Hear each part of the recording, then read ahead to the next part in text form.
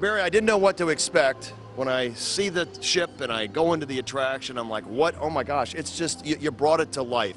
It really is unbelievable. But give me a little background of you and your husband. Well, John was a television producer, as I was, and in 1985, when Titanic was found, he decided to go out there himself and put an expedition together, and he did the first television shows you ever saw. Yeah, I'll be darned. And I remember seeing those.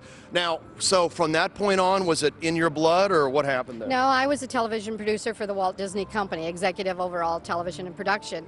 And when he decided to build a permanent one, I said, I think I'd like to do that. What's the experience like when you go When you in? enter the museum, you actually become a passenger, and you'll follow that passenger through the entire ship.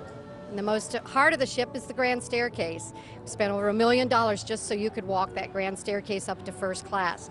When you end your experience, you'll end in the memorial room, and at that point, you're going to hold your boarding pass maybe just a little tighter, because now you're going to find out the fate of your passenger. Yeah, see if you lived or died. All right, now what do you guys have planned for the 100th anniversary? I'm sure a lot of things. Well, the only place in the United States where you can actually come pay tribute is right here or in Branson, Missouri, and on Saturday, April 14th at noon in Branson, and at 8:30 at night, there will be concert tributes to both of these. Well, and you have some survivors' relatives, right? I have 32 survivors that are coming in here, one all the way from Scotland.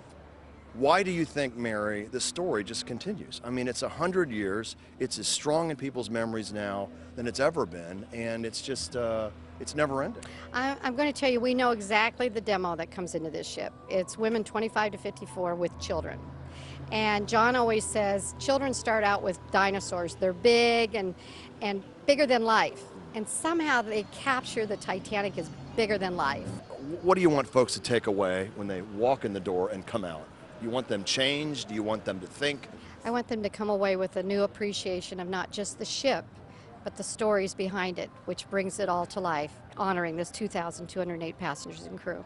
From the Titanic Museum attraction, Jim Bucher, 2 News.